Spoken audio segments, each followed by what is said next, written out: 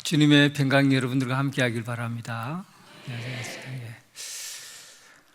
저는 어느 교회에 가면 사람들이 다 그렇잖아요. 장소가 가지는 이미지나 이런 것들이 많은 것을 결정하잖아요. 그러니까 아름답다라는 생각이 왜 들까요? 교회 예배당에 앉아서 예배를 드리는데 아름답다라는 생각이 드는 거예요. 아름다움이라는 것은 인간을 가장 가치 있게 해줍니다. 내가 아름다운 것 앞에 서 있기만 해도 내가 그 아름다움 때문에 가치 있는 존재가 되는 거거든요. 그러니까 성전 안에 서 있을 때 아름답다라고 경험되어지니까 과연 이 성전 안에서 예배 드리는 사람은 과연 누구인가? 어떤 분들이 이곳에서 예배를 드리는가? 여러분들은 참 아름다우신 분들입니다. 참 아름다우신 분이에요. 저는 지금 안신년을 맞이해서 한국 교회의 여러 교회를 다녀보고 있습니다. 그때 우리 김상정 목사님은 신대원 다닐 때 동기이지만 형님이셔요. 늘 잘 아껴주시고 돌봐주시고 이렇게 친하게 지냈던 형님인데, 이렇게 좋은 교회, 이렇게 아름다운 교회에 있으니까 제가 부탁을 드렸어요. 형님, 제 이 교회에서 설교 한번 하게 해주세요. 그래서 제가 강사가 된 거지 실력이 있어 그런 건 아닙니다. 그래도 배짱 있게 얘기해서 목사님이 그래 한번 해봐라 큰 마음으로 받아주셔서 제가 역사적으로 이름 있는 아름다운 교회에서 강사로 제가 여러분들 앞에 섰습니다. 오늘 그런 의미에서 제가 강사답게 말씀을 아름답게 전해보도록 애를 써보겠습니다. 여러분, 나이가 들잖아요. 은퇴하셨던 분들 연세가 많으신데, 연세가 많이 드시는데, 그래도 90쯤 되면은 아이 하나는 낳아야 됩니다. 나이 90쯤 되면요, 그때부터 애를 놓으려고 애를 써야 돼요. 왜 그러냐 하니까 사라가 나이 90에 아를 낳았거든요. 그런데 생각해 보세요. 그 아가, 죄송합니다, 그 아이의 이름이 이삭이에요. 그 이삭이라는 것은 웃음이라는 뜻을 가지고 있습니다. 그러니까 나이가 들면은 우리가 품어야 될 게 있는데 품어야 낫잖아요. 나이가 들면 들수록 품어야 될 게 아이입니다. 아이. 웃음을 품어야 돼요. 그래서 나이가 들었는데도 웃음을 품지 못하면 나이가 들어서 여러분 인생에서 많은 부분에 행복을 놓치게 됩니다. 그래서 참 행복은 무엇을 품느냐에 따라서 그 품은 것에 의해서 결정이 되거든요. 사라가 우리에게 보여주었어요. 여기 오늘 은퇴하신 분들을 위한 예배니까 여러분들에게 부탁드립니다. 아를 낳으시기 바랍니다. 내 안에 품은 것, 그 품은 대로 우리가 낳게 되어 있거든요. 웃음을 품으면 웃음이 태어나게 되어 있어요. 행복을 품으면 행복이 낳게 되어 있고, 기쁨을 품으면 기쁨이 나요. 그러니까 나이가 들면 들수록 우리가 품어야 되거든요. 나이가 들었는데 품지 않으면 그 인생이 틀에 탁 갇혀지게 되고, 조금 더 심하게 얘기하면 쪼그라들게 되고, 쪼그라들다가 그의 존재 자체가 여러분 다 없어져 버립니다. 그 무가치하게 되는 거죠. 그래서 나이가 들면 들수록 아를 낳아야 됩니다. 오늘부터 여러분 웃음을 품는 사라처럼 웃음을 품고 웃음을 낳는 여러분 되시길 주님의 이름으로 축원합니다. 오늘은 여러분들에게 우리 인생에서 가장 소중한 시간들을 보내고 있는 분들을 위해서 말씀을 준비했어요. 우리 인생의 가장 소중한 시간은 누구에게 필요한 시간이냐 하면 사실은 머리가 희끗희끗해지고 모든 머리부터 발끝까지 힘이 다 빠지고, 그리고 인생에서 이제 낙이 없다 할 그때가 가장 소중한 시간이에요. 그런데 이 시간을 생각 없이 살면은 정말 생각을 하고 살아야 되는데 생각 없이 살면은 흰머리로 그냥 남게 돼요. 그러나 오늘 말씀을 잘 들으시면 여기에 우리가 나이가 들어야 될 이유, 나이가 들어서 흰머리로 살아가야 될 이유들을 오늘 발견하게 될 겁니다. 나다니엘이라는 이 이야기, 예수님을 만난 나다니엘에 대한 이야기가 오늘 나다니엘의 영성을 보면서 나이가 들어서 우리가 어떻게 살아야 될 것인가 하는 것을 살펴보려고 해요. 먼저 43절에서 44절에 보면 예수님이 나다니엘을 부르시는 장면이 나옵니다. 갈릴리로 지나가시다가 빌립을 만났어요. 그리고 나를 따르라 하니까 빌립은 안드레와 베드로 그리고 나서 예수님을 만납니다. 그때 나다니엘에게 우리가 예수를 만났다라고 얘기를 하죠. 그때 나다니엘은 예수를 만났는 데가 어디냐라고 묻자 그것이 바로 나사렛이라고 소개를 받습니다. 나사렛. 이 나사렛이라는 얘기를 듣자마자 그 나사렛이라는 동네가 얼마나 작은 동네고 얼마나 시골스러운 동네인지를 그는 알고 있었어요. 나사렛의 인구가 지금 역사적인 고증에 의하면 한 300명 정도 살았다고 합니다. 그러니까 요즘 말하면 그냥 면 단위 정도 되는 마을이에요. 그러니까 이 나다니엘은 가나 출신인데 가나 출신인 이 나다니엘이 예수가 나사렛 아주 작은 동네라는 것을 알고 그 나사렛에서 무슨 선한 것이 나오느냐 하고 그렇게 얘기를 합니다. 그런데 나다니엘은 어디 출신이라고 그랬죠? 가나 출신이에요. 이 가나 출신은 나다니엘이 말하는 이 가나라는 동네도 나사렛과 별 차이가 없습니다. 그렇게 큰 차이가 나 조금 더 큰 존재예요. 그런데 자기가 나다니엘이 예수님이 나사렛 출신이라는 것을 알고 우습게 여긴 겁니다. 사람은요 참 이상해요. 언제나 자기가 사는 세계가 가장 옳고 그리고 가장 크고 가장 좋다고 생각을 해요. 내가 살아가는 세상이 언제나 가장 괜찮은 세상이라고 생각을 해요. 실제로 객관적으로 보면 그렇지도 않는데도 불구하고 이상하게 살다 보면 그런 내용들이 쌓여지나 봐요. 자기가 가나 출신인데도 불구하고 나사렛 출신을 보고 나사렛 출신 주제에 거기서 무슨 선한 것이 나오느냐. 우리 인생에도 마찬가지예요. 나이가 들고 세월이 지나면서 우리가 살아가고 있는 세계가 가장 크다고 착각을 하게 됩니다. 내가 살아온 인생이 언제나 옳다고 생각해요. 내가 살아온 인생이 그래도 그럴듯하다고 보는 거죠. 그래서 조그만한 일이 있으면 그 일을 비교하고 또 내보다 더 낮게 얘기하고 또 하찮게 말하려는 그런 속성들이 사실 있어요. 나다니엘도 그런 의미에서 자기가 살아온 인생보다가 자기가 살고 있는 그 집보다도 나사렛이라는 곳이 훨씬 더 작다고 여기고 그리고 그 세계에 대해서 비판적인 입장을 가한 겁니다. 결국은 사람은요 자기 경험에 갇힌 거예요. 자기 경험에 갇혀요. 그래서 연세가 들고 어른이 될수록 여러분 삶의 문을 열어놔야 돼요. 문을 열어놔야 됩니다. 문을 닫아놓으면 다른 세계를 받아들이지는 못해요.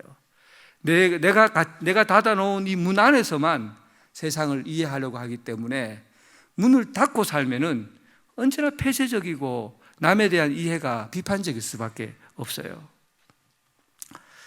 어떤 사람이 군대를 갔는데 이 고참이 광대뼈가 툭 튀어나온 사람이었대요. 그래서 이 사람이 얼마나 자기를 못 살게 구고 때리고 그러는지 군대를 제대한 이후에 결심을 했어요. 나는 지금부터 광자만 들어가면 내가 다 없애버리겠다. 광자만 들어가면. 광자 들어가는 이 광대뼈가 툭 튀어나온 사람인데 얼마나 많이 맞았으면 자기 거기서 벗어나지 못하는 거예요. 그래서 차를 사도 무광택, 구두를 닦아도 무광택, 심지어 화토를 칠 때 광이 들어오면 죽어버린답니다. 저는 무슨 말인지 잘 모르겠는데 웃는 분들은 아시나 봐요. 하여튼 광이 들어와도 죽어버린대요. 사람이 자기가 살아오고 있는 이 환경이라든지 삶의 자리에 갇혀버리잖아요. 내가 살아온 경험이 모든 것을 결정해버리죠. 사실 참 우리는 예수 믿는데 예수 믿는 사람들이 우리 인생을 결정해야 될 게 뭡니까? 하나님의 말씀이 우리를 결정해야 되잖아요. 그런데 살아보면 말씀 시큰 듣고도 말씀이 내 삶을 결정하는 것이 아니라 인간관계에 의해서 이 광대뼈 튀어나온 놈, 그놈 내가 한번 내 평생에 내가 밟고 살겠다, 이런 마음이 들잖아요. 그러니까 말씀을 아무리 많이 들어도 생활 속에서 겪게 되는 그 미묘한 감정이 오히려 말씀을 넘어서더라는 거예요. 그러니까 나이가 들면 우리가 해야 될 일이 있어요. 은퇴하신 분들 특히 문을 열으세요. 문을. 마음의 문을 닫으면요, 폐쇄적으로 생각을 가지면요, 언제나 자기 경험에 의해서만 사람들을 보게 됩니다. 내가 옛날에 안 그랬는데 요즘 젊은이들은, 우리 때는 안 그랬는데 요즘 젊은이들은 이해가 안 가. 옛날에는 이랬는데 하고 말 한마디라도 입에서 툭 튀어나오시는 분들은 문이 닫혀 있는 분들이에요. 내가 옛날에는 이랬다 하는 말 한마디 툭 튀어나오는 순간 여러분들의 문은 닫혀 있어요. 이 문을 여셔야 돼요. 문을 열지 않으면요, 억지로라도 문을 부시더라도 문이 열어야 됩니다. 왜냐하면 하나님께서 이스라엘 백성들을 광야로 들어가실 때 제일 먼저 하신 게 뭡니까? 여리고 성을 무너뜨렸거든요. 억지로 무너뜨렸다고요. 하나님께서 소리치고 억지로 말해갖고 하나님의 힘으로 이 문을 열게 했다고요. 결국은 우리가 새로운 세계로, 우리 날마다 새로운 세계를 살잖아요. 내일도 새로운 세계고 그 다음 날도 새로운 세계고, 새로운 세계는 문이 열지 않는 이상은, 문이 닫혀 있는 이상은 한 발자국도 못 딛습니다. 성 안에 갇혀 살아야 돼요. 어떻게 하시겠습니까? 문 좀 열겠습니까? 문 닫고 살겠습니까? 오늘부터 문 여세요. 옛날에 어떠니, 과거에 어떠니, 이런 자기 틀은 이제 버리지 않으면 여러분 평생 요 안에서 살다가 여러분 인생에 많은 것을 잃어버리게 됩니다. 소중한 것은 문을 열면서 찾아가는 거예요.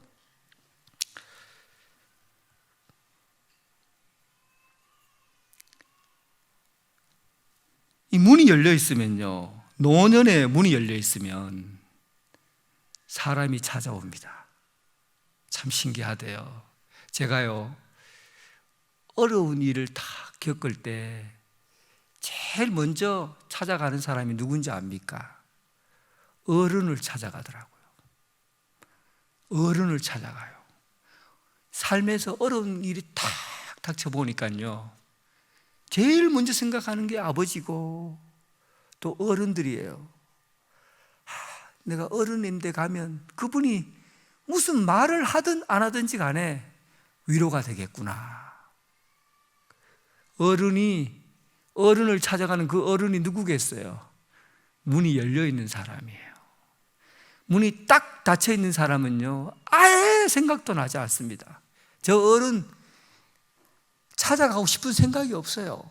그런데 여러분, 문을 열어놔 보세요. 젊은이들이 여러분 찾아옵니다. 찾아옵니다. 이 시대가 노인 문제를 두고 자꾸 앞으로 노인들이 소외당하고 노인 은퇴하게 되면 외로움과 고독 가운데 살게 될 것이라 하는 것은 그 책임이 이 젊은 사람에게 있는 게 아니에요. 그 젊은 사람에게 책임을 두어서는 안 돼요. 그 책임은 노년이 된 나에게 있는 거예요. 내가 열고 살아야 되지요. 내가 닫아놓고 있는데 누가 옵니까? 내가 열고 살아야죠. 내가 닫아놓는데 어떻게 와요? 문을 열어놓고 사시기 바랍니다. 마음의 문이 열려지면 사람들이 찾아와서 길을 찾고 위로를 받고 사랑을 먹고 위로를 받고 갑니다. 어른은 바로 그런 존재예요. 그런 존재로서 여러분들의 삶을 아름답게 살아가는 여러분 되시길 주님의 이름으로 축원합니다. 48절에 나다니엘이 이르되 어떻게 나를 아시나이까? 예수께서 대답하시되 빌립아, 너를 부르기 전에 내가 너를 무화과 나무 아래에 있는 것을 보았다. 이 무화과 나무는요, 제가 볼 때는 노년의 나무입니다. 노년의 나무는 무화과 나무예요. 우리나라에서 집을 지을 때, 촌에서 집을 지으면 보통 무슨 나무 심습니까? 저 경상의 북도에서 살았으니까 대부분 다 집집마다 감나무 하나는 다 심어 놓습니다. 감나무가 감이 무럭무럭 열리면 사람들이 지나가면서 배고플 때 먹고 또 지나가다 먹고, 그래서 감나무는 지나가는 사람에게 양식이 되어주는 그런 나무죠. 그런데 이스라엘도 마찬가지예요. 이스라엘 사람들도 집집마다 무화과나무 한 그루 정도는 다 심어 놓습니다. 감나무처럼요. 그러니까 모든 집에는 무화과나무가 있어요. 그 무화과나무 열매를 보고서 그 열매가 그 집에 참 열매가 잘 달리는 집이구나 이렇게 평가를 하거든요. 결국은 제가 말씀드렸지만은 무화과나무는 노년의 나무라고 그랬잖아요. 결국은 어른들이 무화과나무예요. 집집마다 무화과나무 한 그루쯤은 있어야 지나가다 배고플 때 먹고 또 햇볕이 많이 내리칠 때 그늘이 되어줄 또 쉼터가 되어주고, 또 이따가 말 뒷부분에 말씀드렸지만 영적인 또 나눔이 있는 곳이 무화과나무예요. 그런 영적인 쉼터가 되고, 그러니까 노년의 삶은 무화과나무의 삶이거든요. 한 가정, 그러니까 이 시대의 영적인 가치는 누굴 보면 이 시대의 영적 가치를 볼 수 있냐면 노인을 보면 영적 가치를 판단할 수 있어요. 노인이 영성을 지니지 못하면 그 시대는 죽은 겁니다. 이 시대를 이끌어가는 사람이 영적인 어른들에 의해서 이 시대가 이끌어져 가잖아요. 그런데 이 이끌어가는 이 어른들의 영적인 상태가 열매가 있고, 무화과나무처럼 예수님이 멀리서 봐도 무화과나무 열매가 있고 배고플 때 가서 먹자 이렇게 풍성한 무화과나무가 열려져 있는 그런 나무라고 한다면 여러분들이 영적인 지표가 된다는 사실이에요. 우리가 영적으로 하나님 앞에 얼마나 풍성한 열매를 맺느냐에 따라서 이 시대에 영향을 미치고, 여러분 가정에 영향을 미치고, 이 교회에 영향을 미치는 겁니다. 그러니까 무화과나무의 시대를 사는 여러분들이 얼마나 중요한 자리인지를 아셔야 돼요. 그냥 아무 생각 없이 그렇게 살 때가 아닙니다. 그냥 오늘 하루 그냥 친구들을 만나서 히히 웃고 즐기고 재미있었으면 좋다 이럴 시기가 아니라고요. 영적으로 하나님께서 우리에게 맡겨진 사명이 있는 거예요. 잠언 16장 31절에 보니까 백발은 영화의 멸류관이라. 성경에서 이렇게 얘기하죠. 백발은 영화의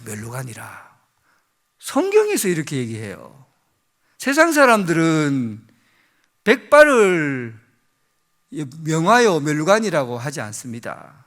세상의 가치는요, 젊고 싱싱하고 빠르고 한꺼번에 많은 것을 다 소화해내고 힘 있는 것을 영화의 멸관이라고 그러죠.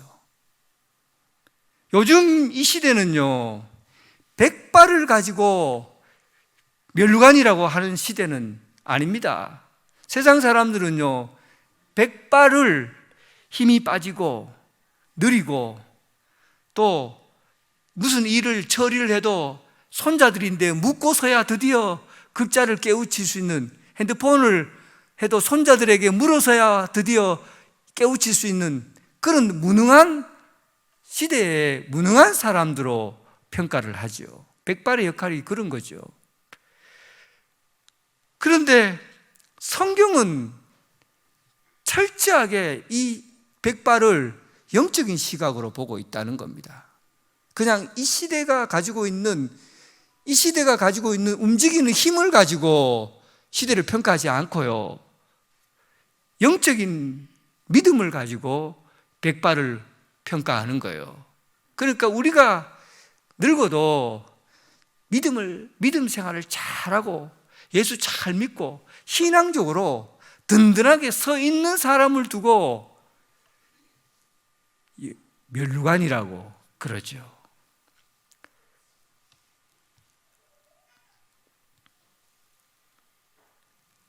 역사는요, 언제나 우리에게 이렇게 얘기합니다. 헬레나 호지라는 사람이 그의 책에서 말했어요. 역사는 오래된 미래여야 한다, 이런 얘기를 했어요. 이거는 말이 안 되는 얘기거든요. 이 사람이 책 제목을 오래된 미래라고 썼어요. 오래된이라는 것은 과거잖아요. 오래된 미래, 이게 말이 안 되잖아요. 이게 무슨 말입니까? 오래되면 오래된 거죠. 또 미래는 앞으로 가는 건데 오래된 미래, 이 말이 거꾸로 뒤집어져 있어요. 그런데 오래된 미래라는 말을 제대로 이해하면 신비스러운 말이잖아요. 오래된 과거에서, 그리고 오래된 경험을 축적한 사람들에게서 미래를 본다는 뜻입니다. 그러니까 내일은 우리가 막혀 있어요.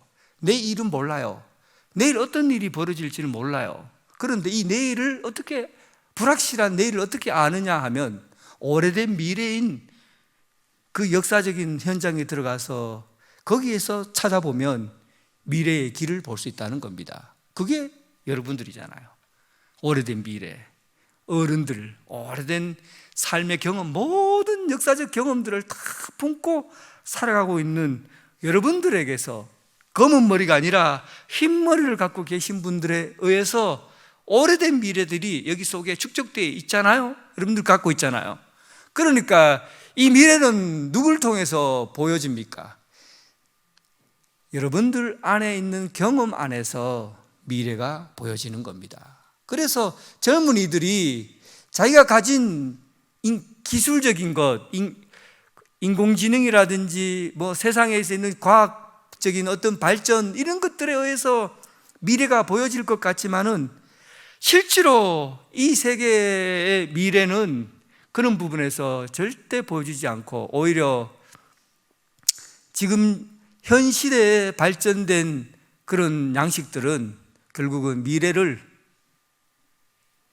복잡한 길로 인도하거나 아니면 미래를 아예 어두운 구렁텅이로 몰아넣는 그런 방향으로 몰아갈 수밖에 없어요. 다시 길을 찾아야 됩니다. 다시 길을 찾기 위해서는 싱싱한 검은 머리에서 찾는 것이 아니라 백발이 된 노인들에 의해서 다시 길을 찾아야 해요. 구약 성경에서 신앙을 전수하는 사람들의 노래를 한번 보실래요? 모세의 노래. 이 모세의 노래를 언제 불렀냐면 노인 때 부른 노래예요. 미리암의 노래. 미리암이 할매 때 부른 노래입니다. 그리고 여호수아의 노래. 여호수아가 할배 때 부른 노래예요. 그러니까 구약 성경에서 신앙을 전수하는 그 노래들은 전부 노인에 의해서 불려진 거예요. 노래는 그냥 우리가 부르는 박자와 리듬에 맞추어서 부르는 게 노래가 아닙니다. 과거의 노래들은요, 신앙을 전수하는 도구예요. 왜냐하면 그때 당시에는 이 글을 이렇게 마음대로 써서 책으로 이렇게 전달되는 그런 시대가 아니잖아요. 책이 없잖아요. 그러다 보니까 그때는 신앙의 전수를 이야기를 통해서 전달했거든요. 근데 이야기는 자꾸 잊어버려요. 근데 이걸 잊어버리지 않고 반복해서 부를 수 있는 게 뭡니까? 노래예요. 그러니까 미리암의 노래, 모세의 노래, 여호수아의 노래, 노래를 불러서 이것을 신앙을 전수시켰다고요. 그런데 이 신앙의 전수를 누가 시킵니까? 하나님 앞에서, 말씀 안에서 믿음을 잘 지켜온 그 어른된 자들이 노래를 지어서 부른 거예요. 싱싱한 머리가 부른 게 아니라 흰머리, 백발의 노인들이 지금까지 하나님과의 관계에서 있었던 일들을 노래를 지어서 후손들에게, 다음 세대에게 전해주게 된 겁니다.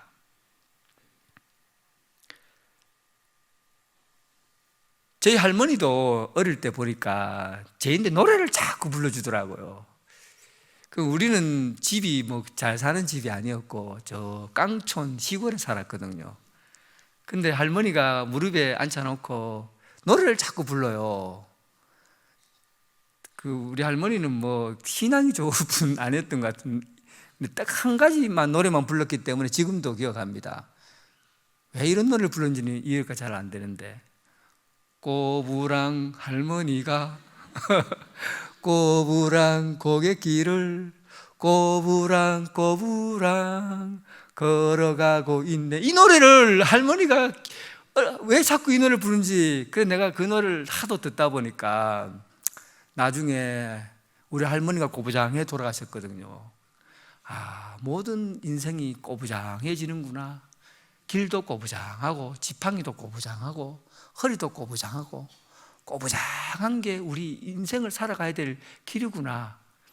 그때 내 안에서 배워진 게 뭡니까? 할머니의 노래를 통해서 우리 인생은 고난의 길을 가는 것이 우리 인생이야, 그것이 인생이야 하는 것을 노래를 통해서 전수해 준 거예요. 어른들은 자기의 고백들을 아이들에게 그렇게 나누어 주는 거죠. 우리가 다음 세대를 걱정하잖아요. 다음 세대를 위해서 우리가 다음 세대가 참으로 우리의 미래고 다음 세대가 앞으로 더 잘 되게 하기 위해서 우리는 다음 세대를 훈련시켜야 된다 그럽니다. 그런데 그 다음 세대를 연결시켜주는, 그 다음 세대를 연결시키는 고리가 구약시대에는 노인들의 노래를 통해서 전달되었다는 사실이에요. 여기 여러분들 뭐가 눈이 번쩍 띄지 않습니까? 다음 세대에 대한 책임을 노인들이 져야 된다는 거예요. 아니, 우리가 뭐 할 일이 있나? 이제 우리 은퇴했어. 이제 우리는 흰머리야. 힘도 없어. 역사적으로 드러난 이야기예요. 이 시대를, 다음 세대가 정신 차리고 다음 세대가 바르게 인도되기 위해서는 여러분들이 노래를 불러야 된다는 거예요. 손자들에게 신앙의 노래를 끊임없이 신앙의 노래를 불러서 아이들에게 그의 노래, 여러분들의 노래가 여러분들의 삶의 신앙의 중심이 되도록, 여러분들의 노래가 중심이 되도록 그렇게 노래를 부르는 노인이 되어야 됩니다. 여러분, 노래를 부르시기 바랍니다. 오늘부터 하나님의 말씀을 듣고 말씀을 지어서 아이들에게 노래를 불러야 돼요. 그래야 이 다음 세대는 다음이 있습니다. 여러분들이 그 일을 하지 못하면 다음 세대는 다음이 없어요. 다음 세대의 다음은 노인들에게 열쇠가 있습니다. 이 열쇠를 여러분들이 가지고 있어요. 그러니까 오늘부터 목사님 설교하시면 노래를 지어 부르세요. 여러분들의 신앙의 이야기들을 아이들에게 끊임없이 신앙을 전수해야 됩니다. 제가 놀라운 논문을 봤어요. 티나 호너가 청년에게 끼치는 조부모의 영향이라는 대학교 논문인데, 할머니, 할아버지가 학생들에게 끼치는 영향이 얼마나 큰가 하는 것을 논문으로 이렇게 만들어냈어요. 하여튼 배를 희한한 사람 다 있어요. 80여 명의 미국 프린스턴 대학교에서 설문조사를 했는데 80여 명의 프린스턴 대학교 학생들에게 설문조사를 했어요. 그 중에서 이 프린스턴 대학이 뛰어난 학교잖아요. 그러니까 그 중에서 95%가 프린스턴 대학교 다니는 사람들 중에서 95%가 할머니, 외할머니, 할아버지, 외할아버지의 영향을 받았다고 되어 있어요. 세계에서 거의 최고급에 관하는 프린스턴 대학교에 다니는 학생들이 내가 누구에게 가장 영향을 받았냐 하니까 아버지, 어머니가 아니었다고요. 할아버지, 할머니였어요. 조부모의 영향력이 손자들의 영적인 삶에 지극한 영향력을 지니더라는 겁니다. 요즘 나온 논문이 그렇다는 거죠. 그런데 성경은 그 이야기를 여호수아의 노래요, 미리암의 노래요, 어른들의 노래요, 여러분들의 신앙의 노래가 이 아이들에게 신앙을 전수하는 그런 영적인 흐름의 가장 중요한 축복의 통로가 된다는 것, 여러분들의 영향력이 후손들에게 축복의 통로가 된다는 것, 여러분들이 이런 축복권이 있는데 사용하시겠어요? 쓰레기통에 버리겠어요?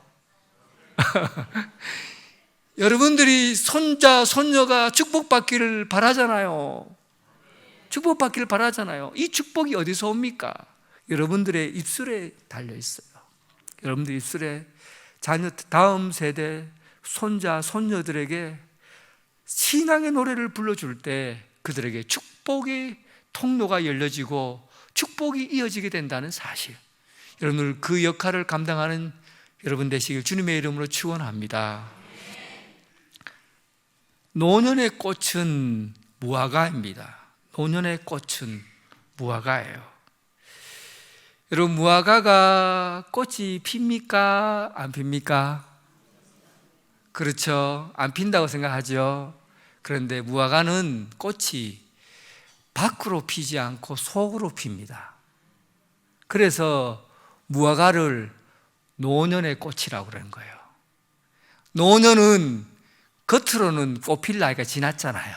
솔직히. 그죠? 지금 아무리 꽃 피우려 해도 안 되죠? 정상이에요.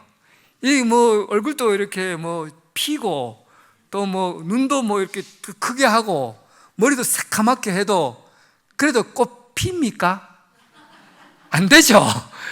젊은 애들은 뭐 눈썹 안 칠하고 맨 얼굴로 나와도 걔들은 걸어 다니면 꽃이에요.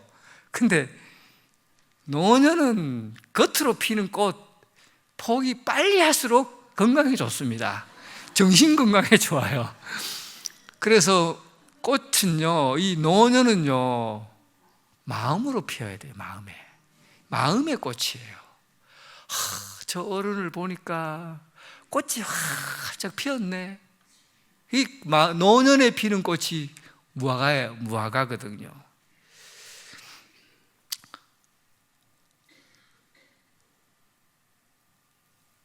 무화과 나무를 자세히 보면요, 꽃이 필 무렵에 꽃받침과 꽃자루 길이가 길쭉하게 된다고 그래요. 그리고 그 안에 빨간 것으로 해서 쪼글쪼글쪼글하게 예쁘게 이렇게 뭉쳐서 꽃이 피어납니다.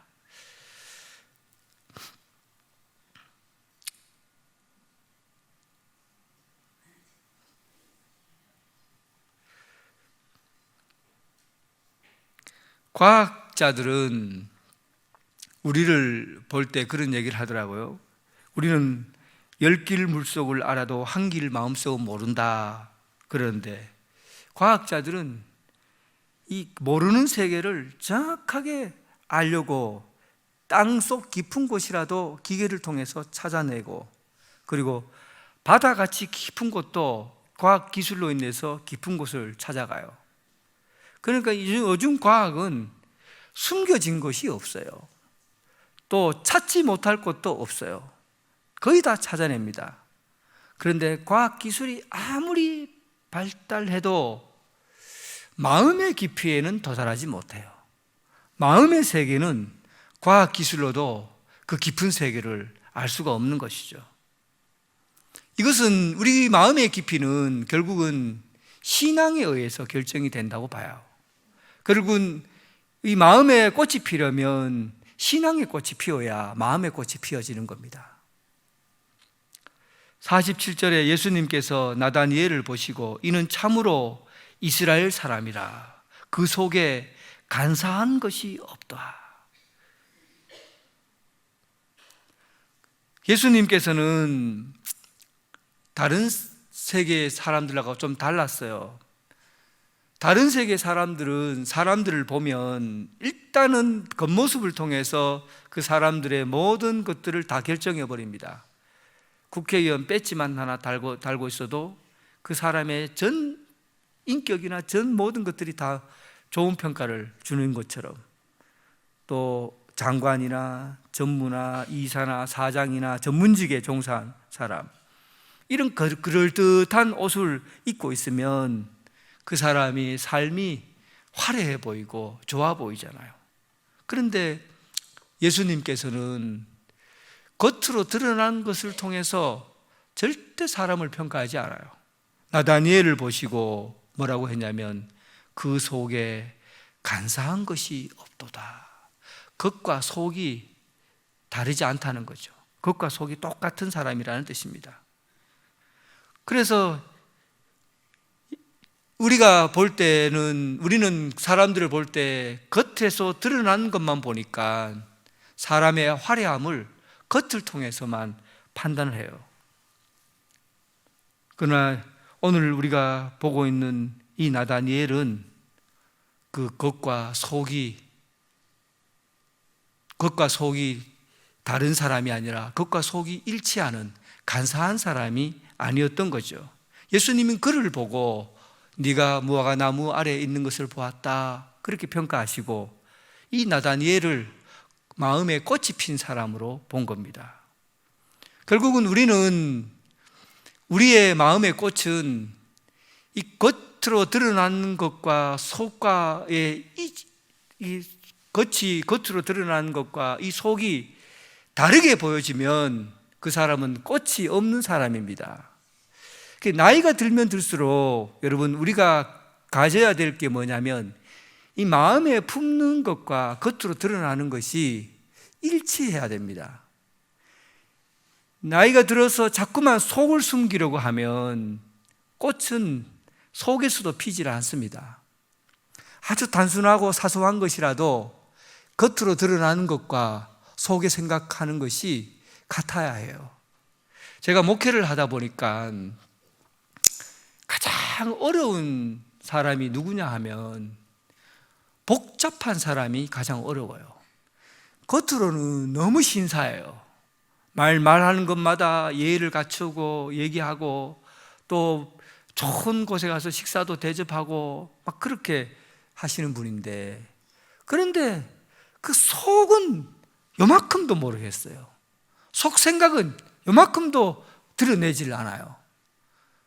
내가 목회하면서 가장 힘든 사람이 누군가 했더니만요, 겉으로 화려한데 속에 있는 생각들은 전혀 내색을 하지 않는 사람, 이런 사람들이 너무 힘들더라고요. 그런데 목회하면서 그래도 가장 짐이 가벼운 사람은 누구냐 하면 겉으로 막 거칠게 하는데도 속도 거친 거예요. 이런 사람들이 오히려 다루기가 편해요. 하나님 앞에서 어떻게 이 사람이 신앙생활을 해야 될까 지도하기도 편해요. 그래서 여러분, 우리가 하나님 앞에서 길을 가려고 하면요, 속에 간사함이 없어야 됩니다. 겉은 무성한데 열매가 없는 것을 주님께서 저주를 했잖아요.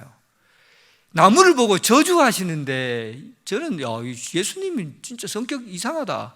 가만히 있는 나무를 보고 왜 저주하냐?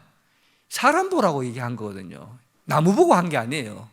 이스라엘 사람들이 겉으로는 막 화려한데 속은 속이고 거짓말하고 위선적이고 이러니까 나무를 통해서 막 저주한 거예요. 그리고 그걸 정신 똑바로 차리고 아는 사람들은 저거 내 얘기구나 아는 거죠. 아유, 저거 내 얘기구나.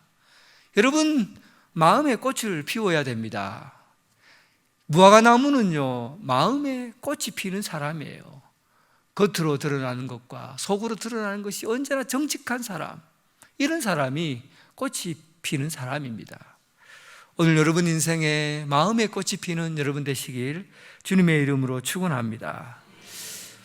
한 가지만 더 말씀을 드릴게요. 왜 무화과나무가 중요한가 하는 건데, 무화과나무가 보통 우리나라처럼 그렇게 작질 않아요. 이스라엘 가면 무화과나무 잎도 크고요, 또 가지가 7m나 되는 것도 있고요, 그리고는 열매도 아주 많이 달립니다.